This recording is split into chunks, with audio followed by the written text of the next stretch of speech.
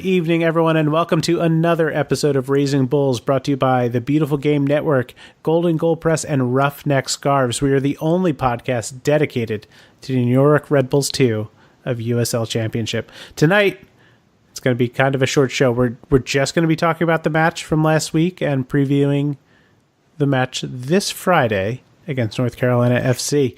Joining me tonight, one of my favorite photographers that works for RBNN. You're too nice. It's Bill Toomey. Hello, Bill. How are you doing today, Joe? I'm doing very well. It was nice going to practice. Everybody is in a really good mood. I have a fun Tom Barlow story I could share. It was all around a good time. We had a good time. Awesome. Yeah, I mean, I would be feeling awesome if Rebels 2 got a tie on the road this past weekend, but, we didn't get that, so I'm all right. Can't complain. Our guest, Andrew Tenari, chipped in with an assist in that match and really just generally had a very, very good match. Congrats, Andrew. Next time, maybe save it for a team that's not Red Bull. That's all. That's all I'm going to say, Andrew. That would be great. I'll get to the Barlow stuff in a little bit, but in the context of this match, I think you can look at the way that this team has played without Tom and without Brian, and maybe a little bit of a red flag starting to get raised. Matthias is not really a step back from either of those two guys, or at least not much of a step back, just in terms of their current form. But the way that they had to play to him in this match against Tampa Bay did not suit his style. I've talked about this with Tommy in the past. You don't want to just boot long to Tom or boot long to Matthias. Is not really their forte. In this match, I think it was a little bit even more difficult for the Red Bulls because the midfield trio of Tenari, Dominic Oduro, who we'll talk more about later, and Kwadwo Poku, really, they all had fantastic games. They pressed the bejesus out of the Red Bulls, and the midfield trio of Lima, Coffey, and Stroud really just struggled. They could not get a decent run of possession through probably about 60 or so minutes of this match. They really, really struggled. They did, and it was funny seeing Poku again because I'm like, wait, I've seen that name before. New York City FC. I used to make jokes about this with people I went to high school with, that when they messed up here, they had to go down to Florida. I don't think that Tenari or Poku necessarily messed up here, but It didn't work out for them. They went down to Florida. They're thriving. So good for them. The press and the way that they executed it reminded me so much of what we normally see from the Red Bulls. But you got to give them credit. They approached the match very well. They took advantage of, I think, Kofi and Lima don't necessarily have great close control, and they like to have a little bit of time before they pass. Tenari, true to his form, the Pitbull Terrier, player that he is, he really, I think, put them in a lot of bad positions. He forced them to make quicker decisions that came with a lot of poor passing, a lot of turnovers, and just compounding those issues on the back line. So even though I think Preston is in kind of a bad spot in this match because his inexperience really, I think, showed a little bit against strong competition. I think Tampa Bay is a really, really talented team. But it was made all the harder because of the way that the midfield played on the night and the lack of possession. It actually looked a lot like what we saw from the MLS Red Bulls earlier in the season, where they didn't have many ideas. Teams did a good job of sort of suffocating the middle, and it became a exercise of just booting it long and kind of hoping for the best. And like we said, that really was a very poor way to play on the night. And I don't think that it's something that they're making a habit of, but if you look at the past two matches between Ottawa and Tampa Bay, now both of those are good defensive squads, but I think that the Red Bulls are going to have a lot of questions that they're going to need to answer if they're not going to have those two guys that we mentioned, Barlow and White, moving forward for any amount of time, because it definitely seems like there's now a big hole up front, and it's going to take a lot to fix those problems. Yeah, like you said, there's a big hole up front, and there's really nobody yet who's willing to, I guess you could say, like step up and take charge yet. So they definitely need to find someone who can step up and take the place of Barlow and whatnot, and see what they can do. Yeah, and look, I think Jurgensen is a guy that can do that up top. I think he works best with another partner. We've talked about that in the past too. But the story of the night, I think, is the way that the midfield really struggled to have any possession or passing, and it really created issues everywhere. Any part of the field fails, and it ripples out, and you saw that today. Sean McSherry, late in the match, had to be carted off the field. Dominic Oduro came in. It was a late slide to try to tackle, well, I guess you could say to quote unquote try to tackle the ball. Instead, he gets all of McSherry. Initially, it looked like he probably broke a bone. I'm hearing that there's no broken bone, but they are, I think he has to go for an MRI still, so they're not really sure of the extent of the damage. But, I feel really bad for this guy. Sean is a really speedy, talented player, but we haven't seen much of him because he's a winger, and this team is just flush full of wingers. So he's only had a few minutes here and there. Hopefully this is nothing that's going to keep him out for the long term, and hopefully he gets right back up to speed. Dominic Oduro originally only gets a yellow card for this foul. It is a vicious slide tackle. Not quite in the vein of Mullen v. Zakuani, but certainly a really dangerous thing to have done. I don't think he did it with intent to hurt McSherry, but it was very sloppy, and thankfully they overturned the yellow and gave him a red. Yeah, that was a well-deserved red card, unlike the red card we saw in the first team game on Sunday. I will defend the red card itself, because Tim Parker, I'll talk about this on Seeing Red, I'm sure, but Tim Parker did foul Joseph Martinez. It is a light foul, but he's the last defender. But Sabiga lets the play carry on, right? Calling advantage, and if there's advantage, then did he deny the goal scoring opportunity? Not my fight to have, unfortunately, but it is what it is, I guess.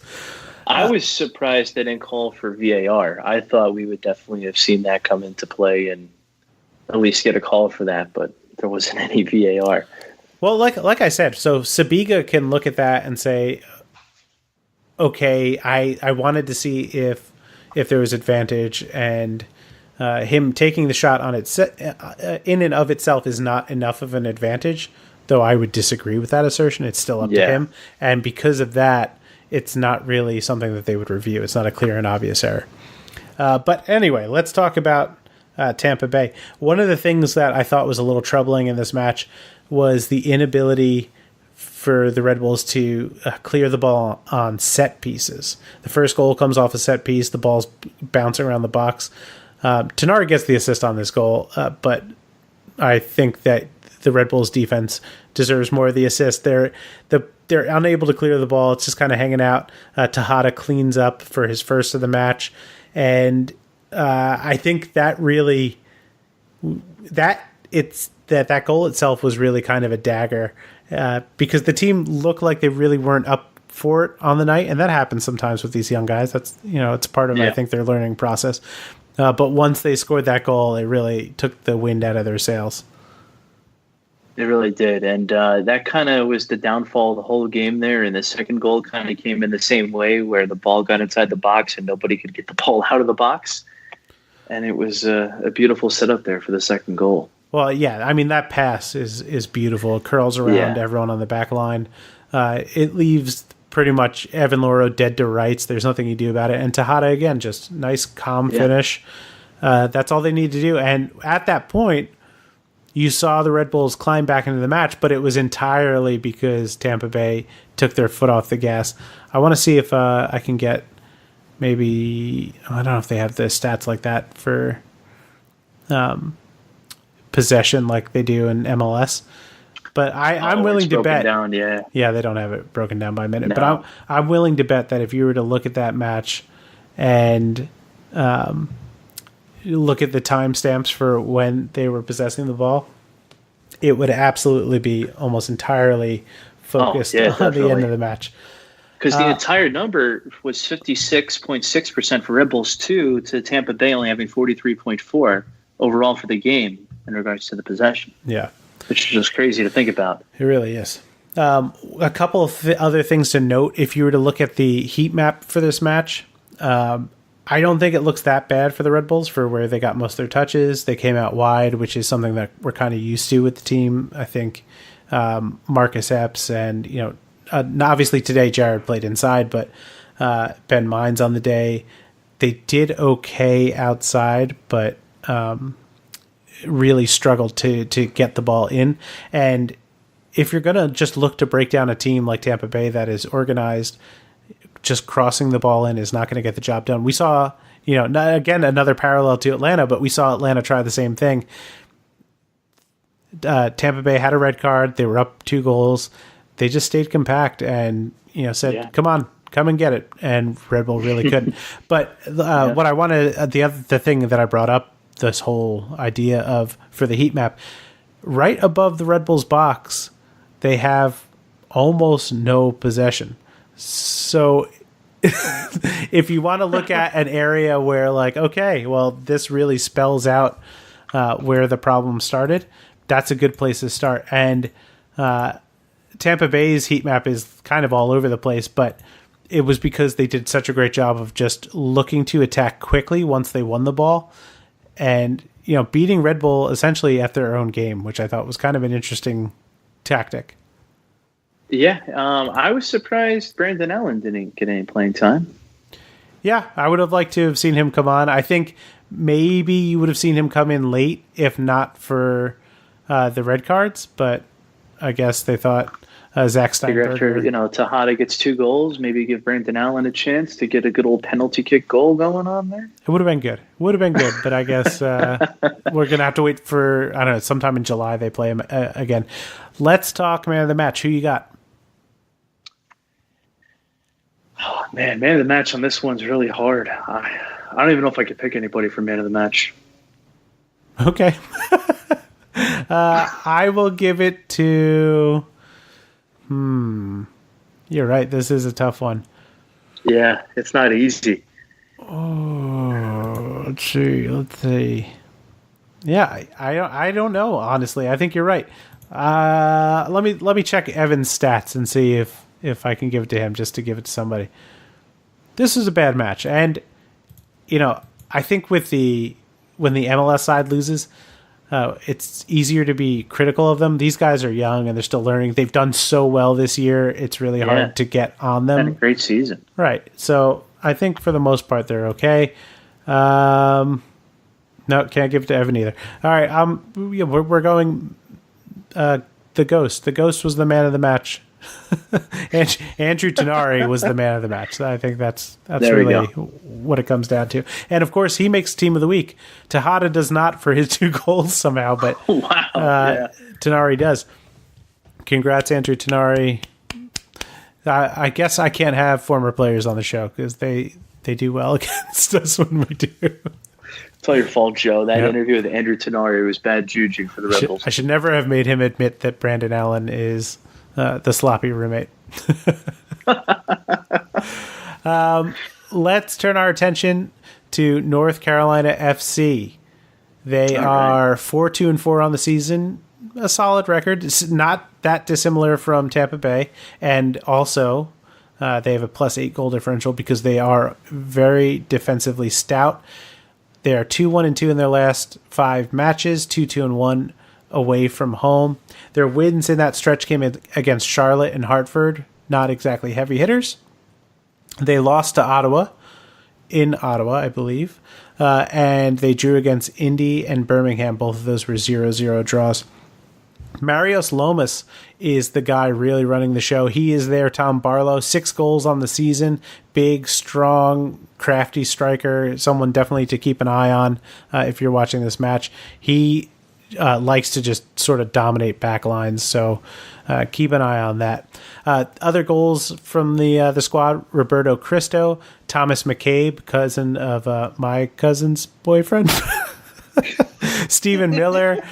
Those 3 each have 2 goals apiece. Austin Deleuze, former Metro.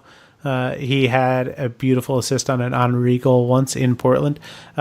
Ulrich Iwolo, Ben Spees, and Sam Brotherton each have a goal apiece. Assists mostly coming from Stephen Miller. That's 3. Manny Perez and DJ Taylor each have 2.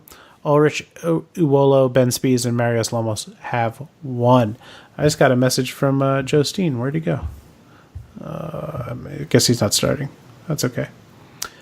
Yeah, no, he's not going to be able to join us. That's okay. When you look at the breakdown of stats, as I do, the very scientific breakdown of stats, New York has the edge, surprisingly, in defense and attack. This has been the case all season with every team. And North Carolina has a big edge in terms of their distribution. Very, very tidy on the ball. They like to pass the ball around. They have a lot of good veteran players who you really don't want to toy with too much. The Red Bulls are on 40.9 minutes per goal. Obviously a big drop over the weekend after getting shut out. We didn't mention that. I'm pretty sure that's their first time getting shut out this year. Really? I think so. I'm gonna verify real quick, but I'm pretty sure they have scored in every other game they played. Yep. Let's see. First time shut out. Congrats, wow. Tampa Bay. But North Carolina, right up there with them, 56.3%. Similar teams in that regard in terms of just being defensively sound and scoring a lot of goals, but very, very different with how they like to do it. North Carolina is all about getting the ball wide and crossing for Lomas. Lomas is a bull. On his best day, he's very similar to a Connor Casey type striker, but he's a lot more mobile, a lot better control of the ball, and he just really makes things difficult for defenses. If you watch some of their matches over their, I guess, the course of their season, especially if you look at Hartford or Charlotte, you just see a team just really looking to get in behind or cross wide and just let Lomas do the rest.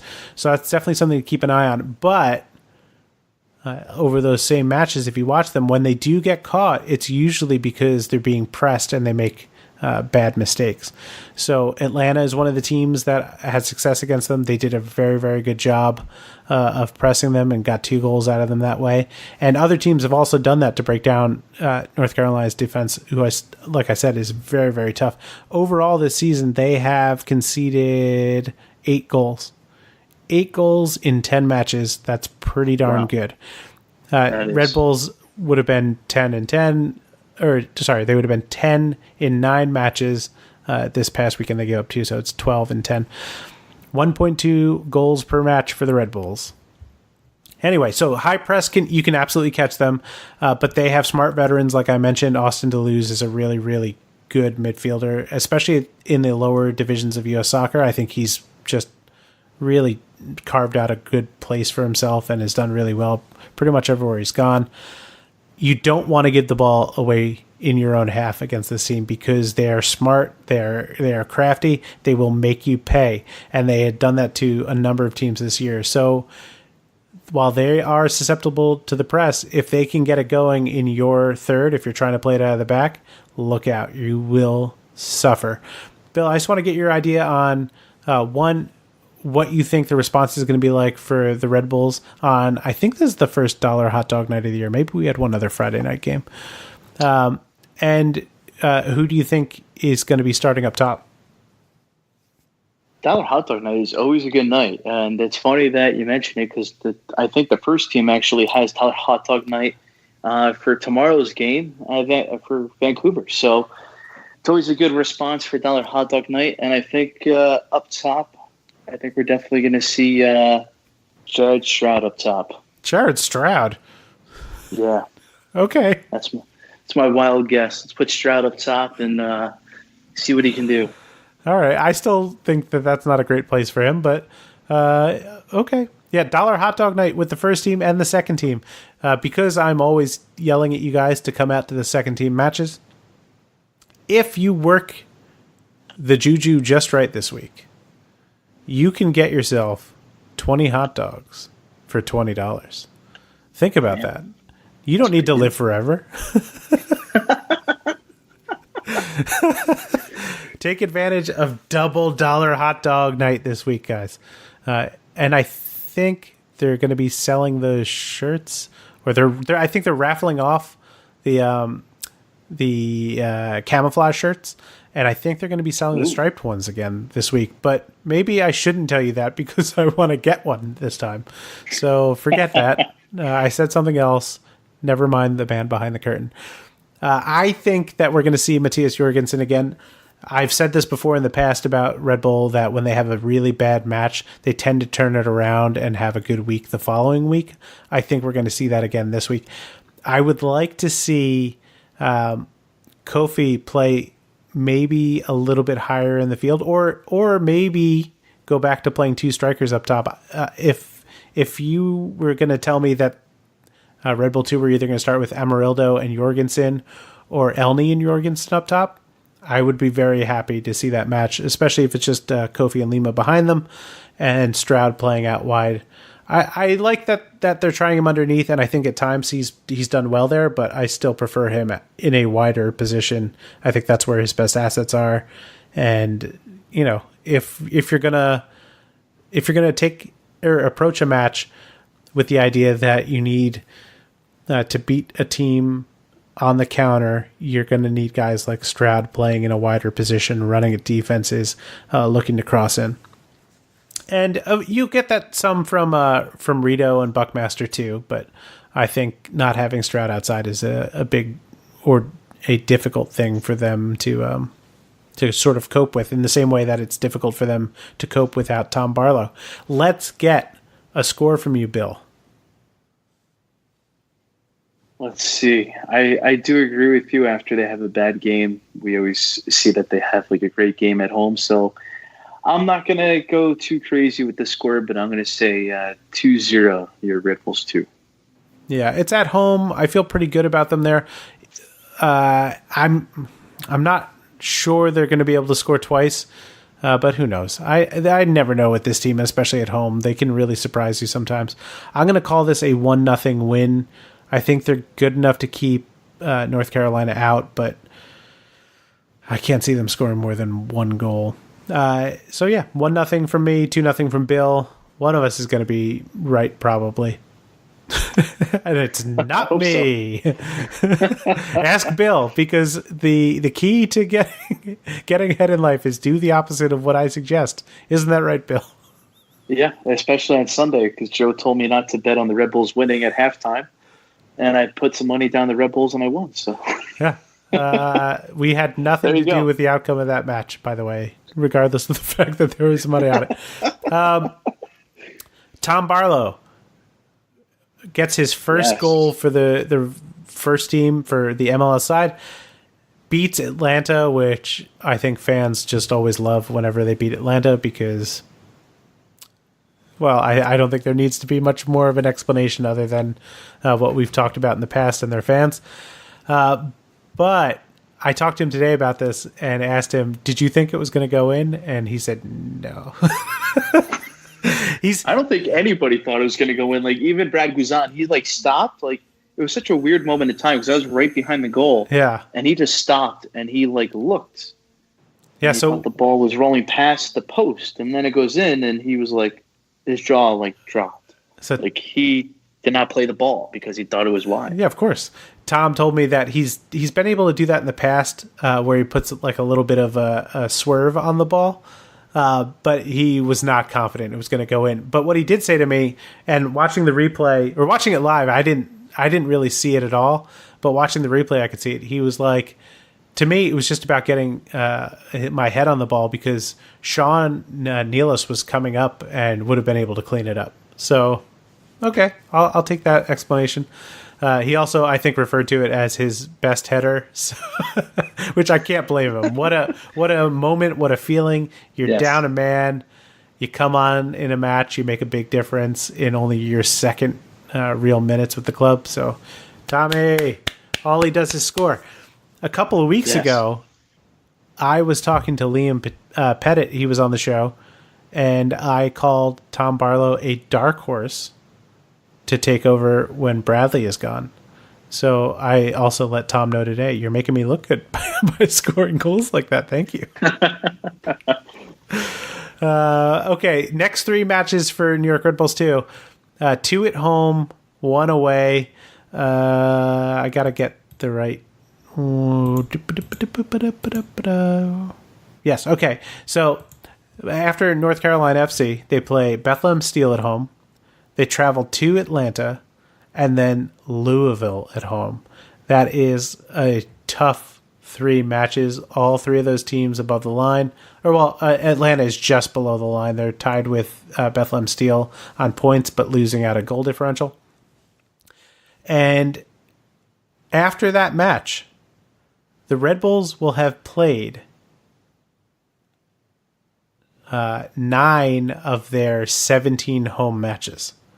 The New York Red Bulls too. Right. So they will have 8 remaining and 13 matches on the road for the rest of the season following that. So I think by about mid-July, you're really going to know a lot more about this team because we haven't really seen them really face much adversity yet. They're starting to do that now with the strikers. But doing that and going on the road and seeing, sort of what fortunes lie for them out there, that's going to tell you a lot about who this team is and what they're going to be capable of this season. Yep. We got a lot of Friday night games too. That's good. More hot dogs. I'll take them. More hot dogs. Let's look at the standings after last week. Tampa Bay is now alone at the top of the table, 23 points, followed by the New York Red Bulls, 20. St. Louis, 19. Nashville, 18. Indy, Ottawa, and Louisville, 17 each. North Carolina and Charleston, 16. And then a big drop between 9 and 10 for Beth Steel. They are on 12 points. Below the line, Atlanta, 2. Birmingham, Pittsburgh, Loudoun, Memphis, Charlotte, Swope Park, and Hartford. Hartford Athletic! They got their first win. Yes, Yay! they did. Who'd they beat? I forget. They beat Loudoun. Loudoun, yep. Loudoun Way United. to go, Hartford. We knew you could do it. You're, I think, already ahead of Toronto FC 2's points last season. And that was an away game for Hartford, too, if I'm correct, right? They played... That's away. correct. They were away. They were at Loudoun. There's a little bit of upheaval at Loudoun right now. Bruce Arena named the head coach and sporting director at New England Revolution, and he said he's going to, be looking to pull in his staff from various places. One of those guys who is a Bruce Arena fixture is Richie Williams. We knew him very well at Red Bull. He spent 2 different tenures as an interim coach. He's currently the coach of Loudoun United, so he may be leaving to work with Bruce Arena. I would keep your eye on that. It would be very, very interesting. Can we also mention that Hartford beat the New York Cosmos B team? They did. They beat them in the Open Cup, the PDL side. Congrats. Oh, we could even recap that a little bit. We're not going to be doing a ton of RBU 23 here because I just don't have what it takes to focus on that many extra things. However, they played Evergreen FC in their first match. Evergreen is traditionally not a very strong side. Our own Wilson Quiseño was at the match. They won 6-0 over Evergreen. Wow. They just really destroyed them. Goals from Jonathan Felipe. Who else? It's too hard to get all these. Jonathan Felipe. No, Sam Millen was the goalkeeper. I'm not going to be able to get through all of this while I'm looking. I'm trying to scan through the article and doing a very poor job of it. Guys, I've only got one eye. Did you know that? It's true. I did. It's true. Alan Gavilanes had one. Felipe had two on the match. I want to say John Murphy definitely had one. Maybe, I don't know. I can't remember. But they destroyed Evergreen in their opener after losing midweek to Memphis. Congrats, U23s. We'll talk about you more. I'll know more next time because I'll plan for it. But this time, just giving you a little bit of a shout out. That's all for us. It's a short show today. We, of course, are on Twitter. I'm @_Joe Goldstein. I'm @BillTNJ. And if you'd like to follow the show, and we hope you do, we are at Raising Bull Cast. That's one bull, Raising Bull Cast. And of course, that's on Twitter. You can follow us at Red Bulls News Network at rbnn.us or on the Twitter at RB News Network.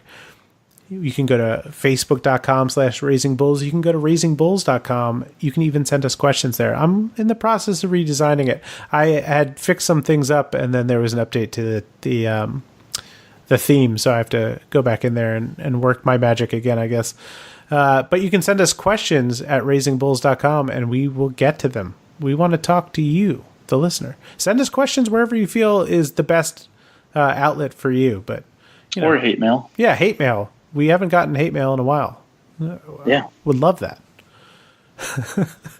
We are on iTunes, Stitcher, Google Play, Spotify, wherever you get your podcasts. We're there. Find us, rate us, review us. If we're not there, tell us. We'll get ourselves on that platform.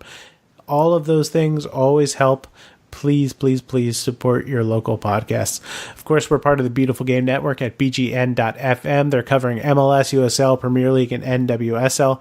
They have a ton of great shows like the Curse Cast, 6 Point Weekend, Off Pitch Podcast, Orange and Black Soccer Cast, Rising as One, Mongols, Play the Kids, 1868 Weekly, and so much more. They've got a ton of great podcasts and written content. Please, please go check them out at bgn.fm. We'd like to thank our sponsor, Golden Goal Press, the best choice for you to get custom shirts, hats, mugs, and other items for just you, yourself, or your organization.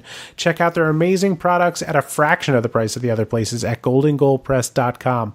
Last but not least, we'd like to thank our sponsor, Roughneck Scarves, the official scarf supplier of MLS, USL, and US Soccer. Get custom scarves for your group or team at roughneckscarves.com. For myself and for Mr. Bill Toomey, thank you very much and have a great day.